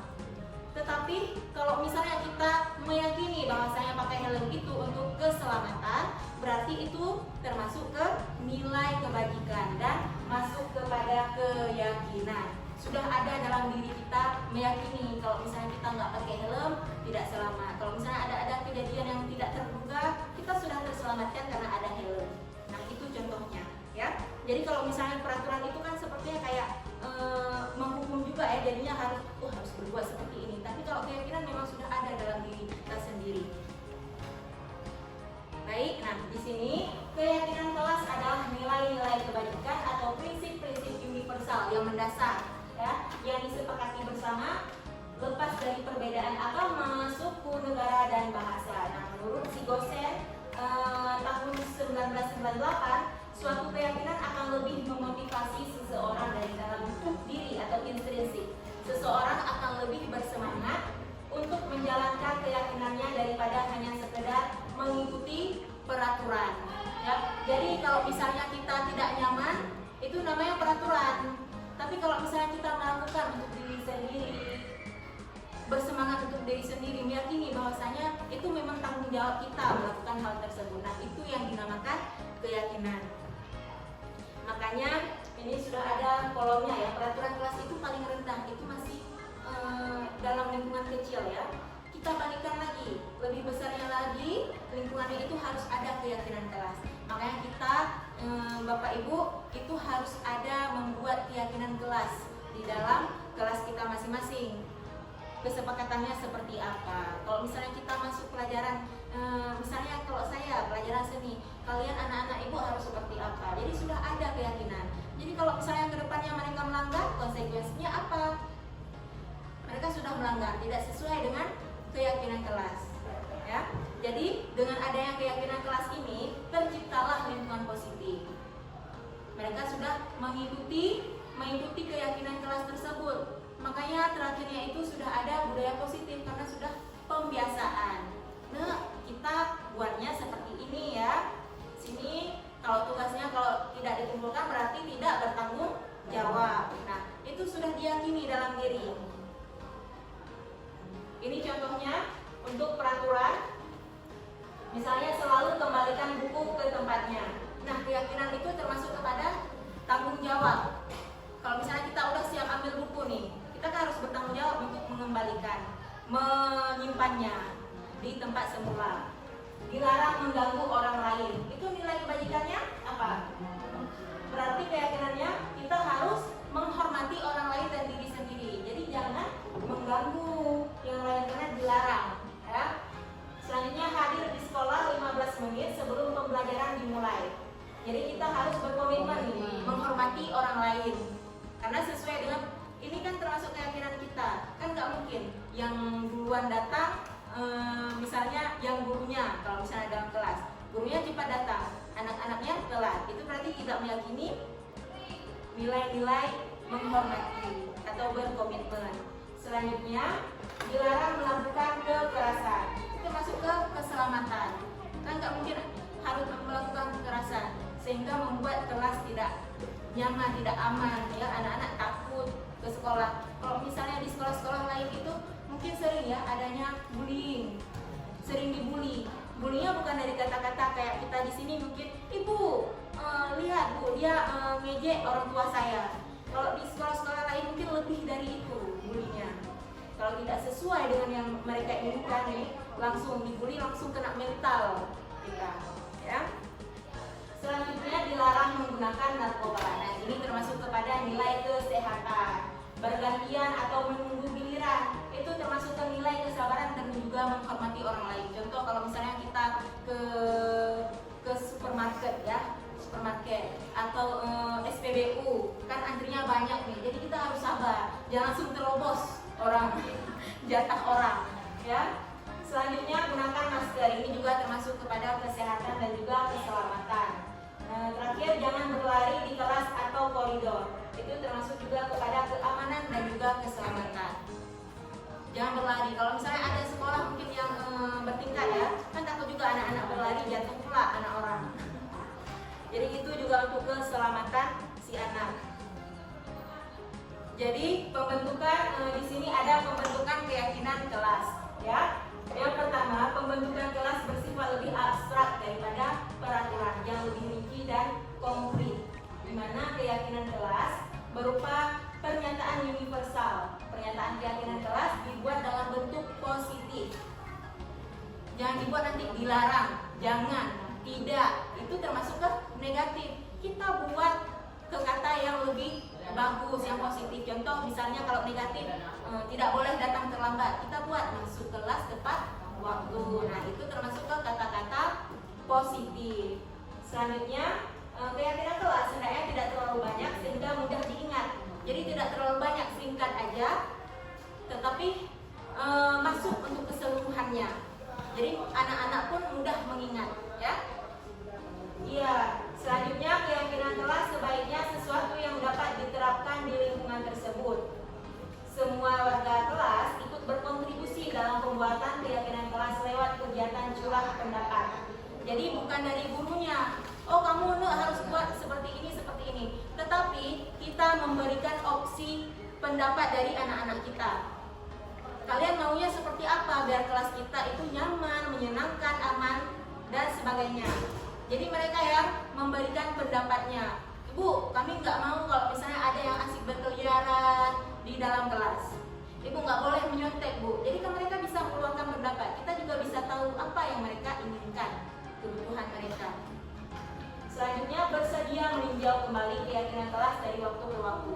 Jadi bukan hanya di hari satu hari itu aja kita buat keyakinan.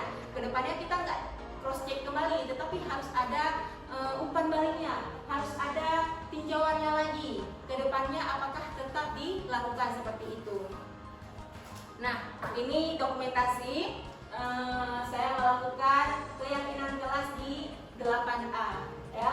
Ini kita menjelaskan terlebih dahulu, memberikan pendapat. Ini saya membagikan post-it ya. Jadi mereka membuat keyakinan kelas yang mereka inginkan.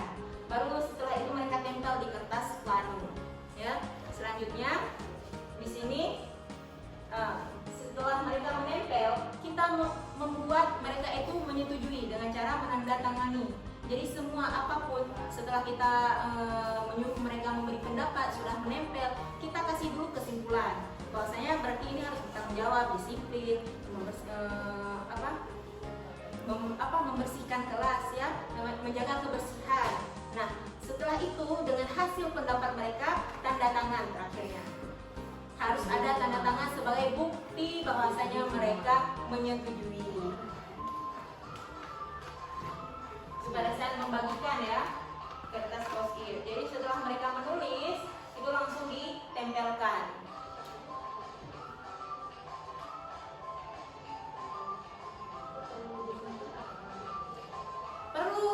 Kalau bisa nanti bisa ditempelkan di dalam kelas, harus ditempelkan sebagai bukti. Karena di sini kan kita juga sudah menyimpulkan ya.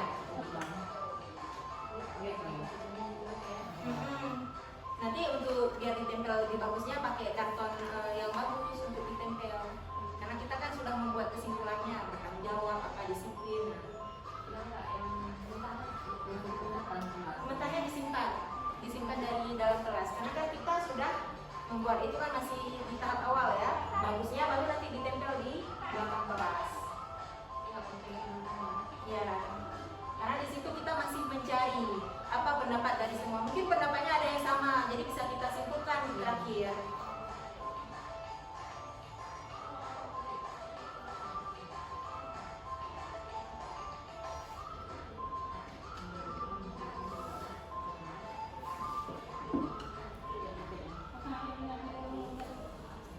Oke, nah itu salah satu contoh dari pembuatan keyakinan kelas. Jadi nanti Bapak Ibu bisa mencoba membuat keyakinan kelasnya masing-masing, ya.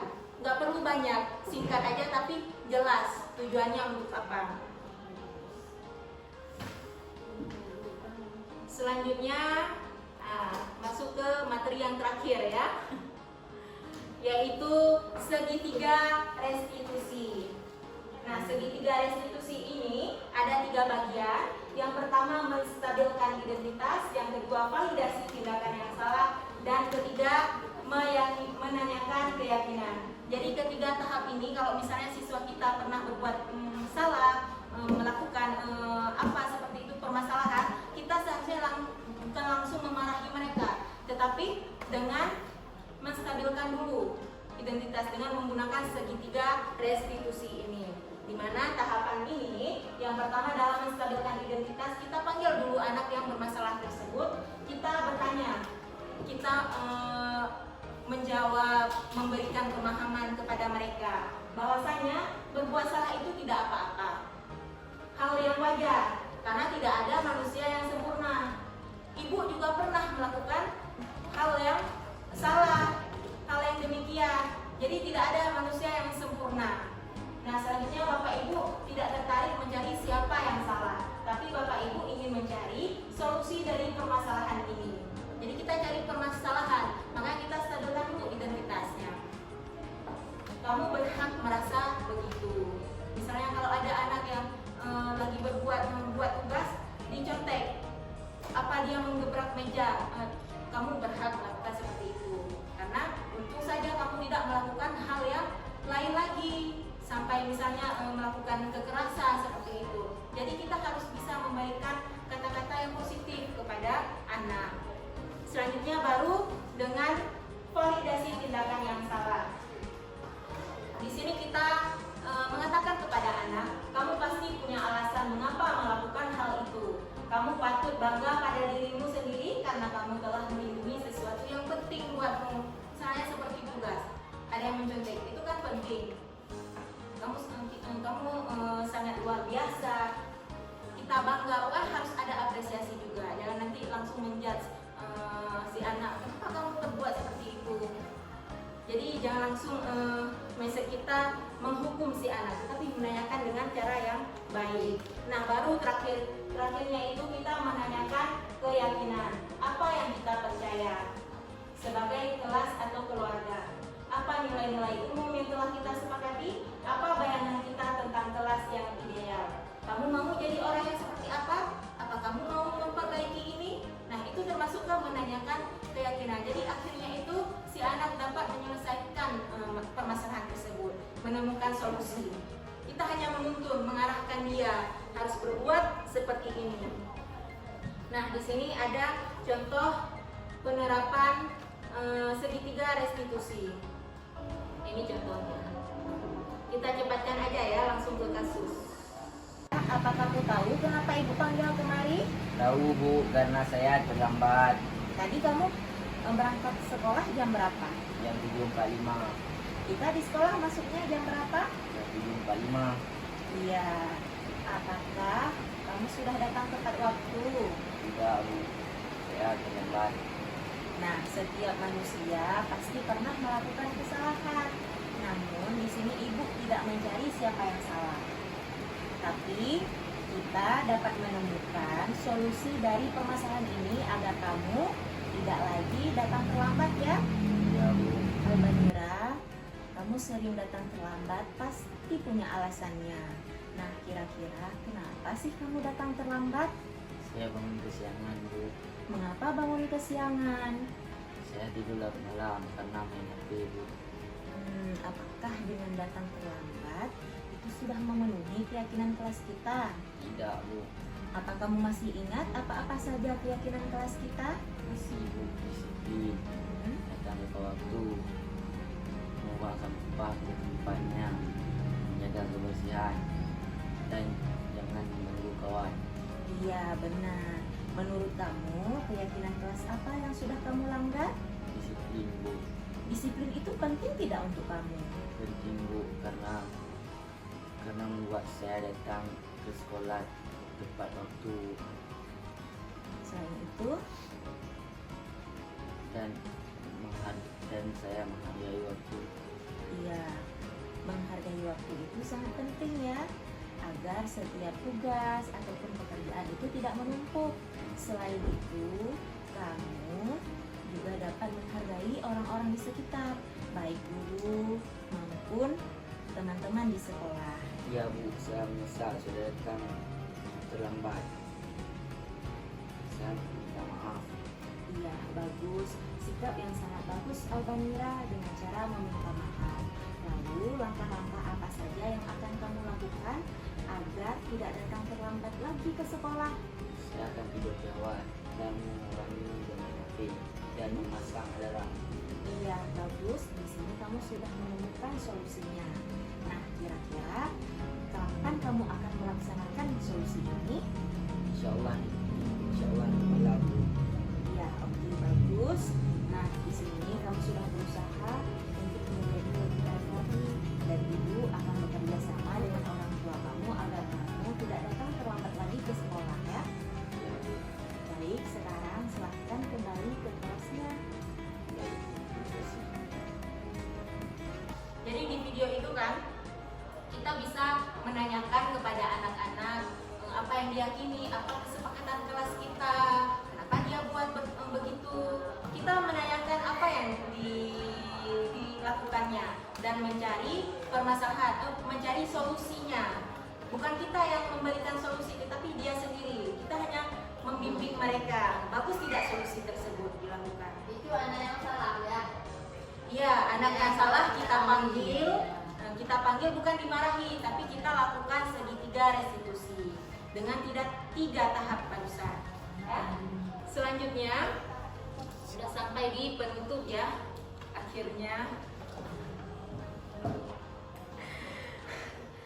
nah di sini dalam penerapan program disiplin positif hendaknya guru memiliki standar kepribadian, profesional dan sosial yang baik, di mana guru mampu berefleksi pada posisi kontrolnya saat ini, bagaimana perjalanan dirinya sebagai seorang among atau posisi manajer yang menuntun murid-muridnya menjadi insan yang mandiri, merdeka dan bertanggung jawab. Jadi di sini kita seharusnya bukan hanya sebagai guru tugasnya mentransfer ilmu saja, bukan itu tugas kita sebagai guru. Tetapi kita di sini harus bisa menuntun mereka. Kita jadi guru harus profesional. Secara sosial harus melihat sekarang kan gimana perkembangan zaman itu semakin canggih ya. Sesuai filosofi Ki Hajar Dewantara itu ada kodrat anak, kodrat zaman dan juga kodrat alamnya. Kita harus melihat zaman sekarang dengan zaman yang lain. Jangan kita samakan. Kami dulu waktu sekolah, nah, ini keseringan ya, apalagi misalnya kita yang udah yang tua nih menyamakan. Kami dulu nggak seperti ini, anak-anak zaman sekarang udah seperti ini, begini begitu. Kita tidak boleh langsung menjudge anak seperti itu, karena sekarang mengikuti zamannya. Zamannya memang anak-anak kurang etika. Bagaimana cara kita meningkatkan etika mereka itu agar lebih berkarakter lagi, berakhlak mulia. Nah, itu tugas kita dalam menuntun mereka agar mereka bertanggung jawab. Nah, baik. Hanya itu saja yang dapat saya sampaikan terkait materi penerapan budaya positif. Mari sama-sama ibu-ibu kita terapkan ke depannya, kita berkolaborasi bersama.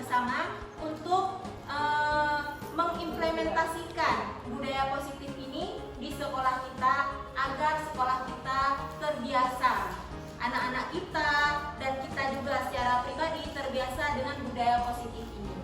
Saya akhiri. Wassalamualaikum warahmatullahi wabarakatuh. Waalaikumsalam warahmatullahi wabarakatuh. Dipaparkan oleh Ibu Intan, jadi kita tidak tahu sehingga banyak sekali ilmu yang dapat kita terima, dan semoga kita doakan juga kita sendiri bisa kita terapkan di kelas kita masing-masing dan di sekolah kita, sehingga sekolah kita bisa menerapkan budaya positif dan menghasilkan generasi ya. Ya, amin. Untuk mengakhiri ini kita ucapkan alhamdulillah. Dan akhiri wabillahi taufiq wassalamualaikum Waalaikumsalam warahmatullahi wabarakatuh. Assalamualaikum warahmatullahi wabarakatuh. Nama saya Musida, saya guru agama di SMP 5 Mutiara. Saya sangat bersyukur ya, alhamdulillah sekali dengan adanya sosialisasi penerapan budaya positif yang disampaikan oleh Bu Intan selaku CGP Angkatan ke-8. Saya banyak mendapatkan ilmu yang baru, yang mana nantinya saya berharap apa yang disampaikan oleh Bu Intan tentang budaya positif tersebut dapat saya aplikasikan di kelas saya, juga di lingkungan sekolah saya. Harapan saya sendiri sebagai guru dan juga SMP 5 Mutiara dapat berkembang membudayakan budaya positif dengan lebih baik. Assalamualaikum warahmatullahi wabarakatuh. Sebelum kita mulai belajar, kita buat keyakinan kelas terlebih dahulu agar selama 1 tahun ke depan kalian semua di sini punya keyakinan, ya. Gak mesti di dalam kelas di pelajaran budaya aja, tetapi dalam sekolah, ya. Di dalam sekolah kalian sudah punya keyakinan kelas tersebut.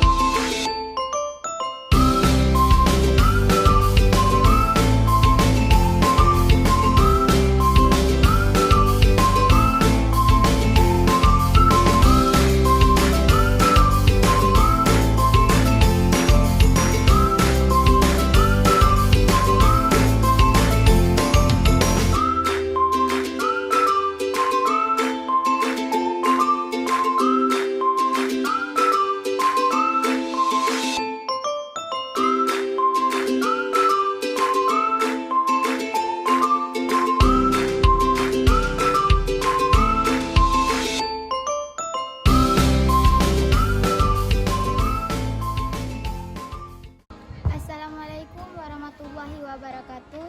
Perkenalkan, nama saya Nurajwa, kelas 8A. Saya sangat senang dengan adanya keyakinan kelas ini membuat kelas kami akan lebih disiplin dan bertanggung jawab. Sekian dari saya. Assalamualaikum warahmatullahi wabarakatuh.